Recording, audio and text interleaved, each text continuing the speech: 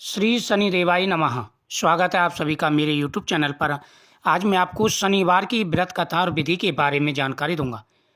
शनिवार के दिन काला तिल, काले वस्त्र, तेल, उड़द शनि को बहुत ही प्रिय हैं। ये शनिदेव को समर्पित करने चाहिए, इसलिए इनके द्वारा शनिदेव की पूजा की जाती है। शनि की दशा को दूर करने के लिए यह व्रत किया जाता है। शनि की इस कथा का श्रवण करने से शनि की साढ़े साती और ढैया का अशुभ प्रभाव दूर हो जाता है। एक समय सूर्य, चंद्रमा, मंगल, बुध, बृहस्पति, शुक्र, शनि, राहु और केतु इन ग्रहों में आपस में झगड़ा हो गया कि हम सब में सबसे बड़ा कौन है। सब अपने आप को बड़ा कहते थे। जब आपस में कोई निर्णय न हो सका तो सब के सब आपस में झगड़ते हुए देवराज इंद्र के पास पहुंच गए। आप देवताओं के राजा हैं, इसलिए आप हमारा न्याय करके बताइए कि हम नवग्रहों में से सबसे बड़ा कौन है। नवग्रह देवराज इंद्र के पास पहुंचे और इस प्रकार से प्रश्न किया। राजा इंद्र उनका प्रश्न सुनकर घबरा कर कहने लगे, मुझ में यह सामर्थ्य नहीं कि जो किसी को बड़ा या छोटा बताऊं। मैं अपने मुख से कुछ नहीं कह सकता। हाँ, एक उपाय हो सकता है। इस समय पृथ्वी पर राजा विक्रमादित्य दूसरों के दुखों का निवारण करने वाले हैं, इसलिए तुम सब मिलकर उन्हीं के पास जाओ, वही तुम्हारे दुखों का निवारण करेंगे। यह सुनकर सभी ग्रह देवता चलकर भूलोक में राजा विक्रमादित्य की सभा में उपस्थित हुए और अपना प्रश्न राजा के सामने रखा। राजा उनकी बात सुनकर के बड़ी चिंता में पड़ गए और कहने लगे कि अब मैं किसको बड़ा और किसको छोटा बताऊं। जिसको छोटा बताऊंगा वही क्रोध करेगा। परंतु उनका झगड़ा निपटाने के लिए उन्होंने एक उपाय सोचा। सोना, चांदी, कांसा, पीतल, सीसा, रांगा, जस्ता, अब्रक और लोहा, नव धातुओं के ये 9 धातु होती हैं। सोना, चांदी, कांसा, पीतल, सीसा, रंगा, जस्ता, अब्रक और लोहा, इनके आसन बनवाए। सब आसनों को क्रम से, जैसे सोना सबसे पहले, लोहा सबके बाद में बिछाया।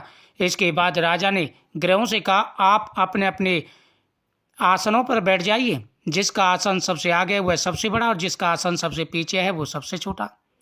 क्योंकि लोहा सबसे पीछे था और वह शनिदेव का आसन था, इसलिए शनिदेव ने समझ लिया कि राजा ने उनको सबसे छोटा बता दिया है। इस पर शनिदेव को बड़ा क्रोध आया और कहा, राजन, तू मेरे पराक्रम को नहीं जानता। सूर्य एक राशि पर एक महीना, यानी जब संक्रांति आती है तब सूर्य का राशि परिवर्तन होता है। चंद्रमा 2.25 दिन, मंगल 1.5 महीना, बृहस्पति 13 महीने, बुध और शुक्र 1 महीने, परंतु मैं एक राशि पर 2.5 तथा 7.5 साल तक रहता हूँ।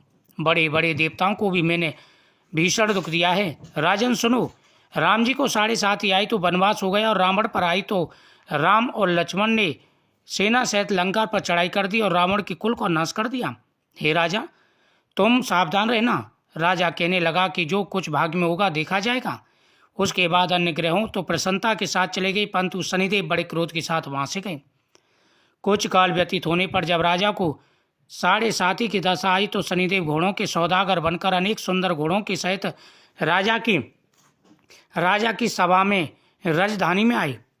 जब राजा ने सौदागर के आने की खबर सुनी तो अपने अश्वपाल को अच्छे अच्छे घोड़े खरीदने की आज्ञा दी। अश्वपाल ऐसी अच्छी नस्ल के घोड़े देखकर उनका मूल्य सुनकर चकित हो गई। तुरंत ही राजा को खबर दी। राजा उन घोड़ों को देखकर एक अच्छा सा घोड़ा चुनकर सवारी के लिए चढ़े।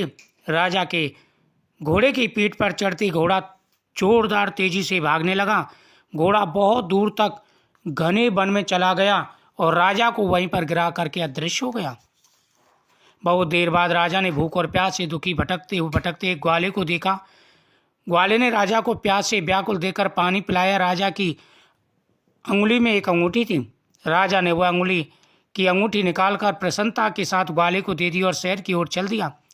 राजा शहर में पहुंचकर एक सेठ की दुकान पर जाकर बैठ गया। अपने आप को उज्जैन का रहने वाला तथा अपना नाम बीका बताया। सेठ ने उसको एक कुलनी मनुष्य समझकर जल आदि पिलाया। भाग्यवश उस दिन सेठ की दुकान पर बिक्री बहुत हुई। तब सेठ उसको भगवान प्रभु की इच्छा समझ करके और भाग्यशाली पुरुष समझ करके भोजन कराने के लिए अपने साथ ले गया। भोजन कराते समय राजा को आश्चर्य की बात देखी कि खूंटी पर हार लटका हुआ था और खूंटी उस हार को निगल गई।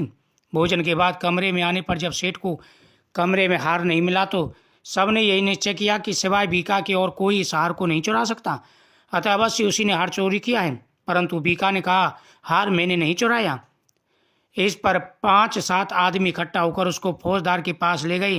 फौजदार ने उसको राजा के सामने उपस्थित कर दिया। ये आदमी तो भला प्रतीत होता है, चोर मालूम नहीं होता, परंतु सेठ का कहना है कि इसके सिवाय घर में कोई नहीं था, अवश्य चोरी सीने की है। तब राजा ने आज्ञा दी, इसके हाथ पैर काट कर चौरंगिया किया जाए। राजा की आज्ञा तुरंत पालन किया गया और भाई बीका के हाथ पैर काट दी गई। इस प्रकार कुछ काल व्यतीत होने पर एक तेली उसको अपने घर ले गया और कोलू पर बैठा दिया। बीका उस पर बैठा हुआ अपनी जबान से बैल हाँकता रहा। शनि की दशा समाप्त हो गई और एक रात को वर्षा ऋतु के समय वह मलार राग गाने लगा। उसका गाना सुनकर उस शहर के राजा की कन्या उस पर मोहित हो गई और दासी को खबर लाने के लिए भेजा कि शहर में कौन गा रहा है। दासी को सारे शहर में फिरती फिरती क्या देखती है कि तेली के घर चौरंगिया राग गा रहा है। दासी ने महल में आकर राजकुमारी को सब वृतांत सुना दिया। बस उसी क्षण राजकुमारी ने अपने मन में यह प्रण कर लिया कि चाहे कुछ भी हो, मुझे उस चौरंगिया के साथ विवाह करना है। प्रातःकाल होते ही जब दासी ने राजकुमारी को जगाना चाहा तो राजकुमारी अनशन व्रत लेकर पड़ी। तब दासी ने रानी के पास जाकर राजकुमारी के न उठने का वृतांत कहा।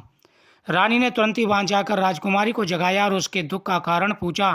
राजकुमारी ने कहा, माँ, मैंने यह प्रण कर लिया है कि तेली के घर में जो चौरंगिया है उसी के साथ विवाह करूंगी। माता ने कहा, पगली, ये क्या बात कह रही है? तेरा किसी देश के राजा के साथ विवाह किया जाएगा? राजकुमारी कहने लगी, माँ, मैं अपने प्रण को नहीं तोड़ूंगी। माता ने चिंतित होकर यह बात राजा को बताई। तब राजा ने भी आकर समझाया, मैं अभी देश देशांतर से अपने दूत भेजकर सुयोग्य, रूपवान एवं बड़े से बड़े गुणी राजकुमार के साथ तुम्हारा विवाह करूंगा। ऐसी बात तुमको नहीं सोचनी चाहिए। राजकुमारी बोली, पिताजी, मैं अपने प्राण त्याग दूंगी, परंतु किसी दूसरे से विवाह नहीं करूंगी। इतना सुनकर राजा ने क्रोध से कहा, यदि तेरे भाग में ऐसा लिखा है तो जैसी तेरी करनी वैसा भुगत। राजा ने तेली को बुलाकर कहा, तेरे घर में चौरंगिया है, उसके साथ मेरी कन्या का विवाह करना है। तेली ने कहा, यह कैसे हो सकता है? कहाँ आप हमारे राजा और कहाँ ये नीच तेली?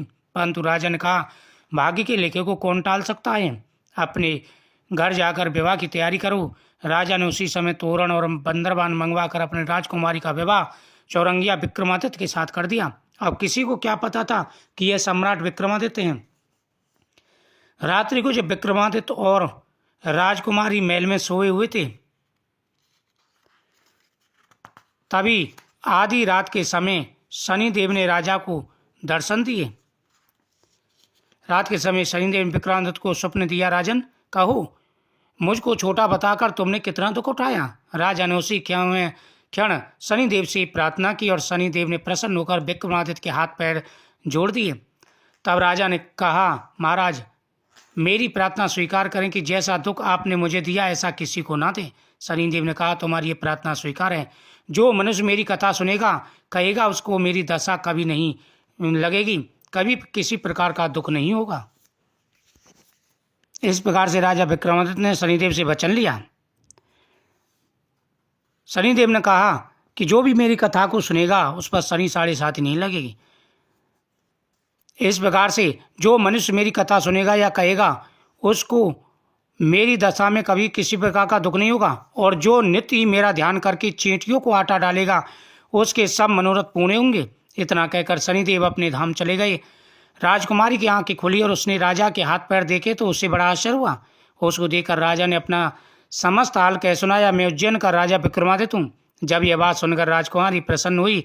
प्रातःकाल राजकुमारी से उसकी सखियों ने पूछा तो अपने पति का सारा वृत्तांत कह सुनाया।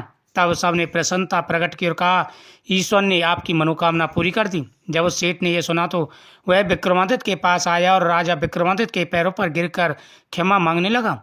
आप पर मैंने चोरी का झूठा आरोप लगाया था, अतः आप मुझको जो दंड चाहें दे सकते हैं।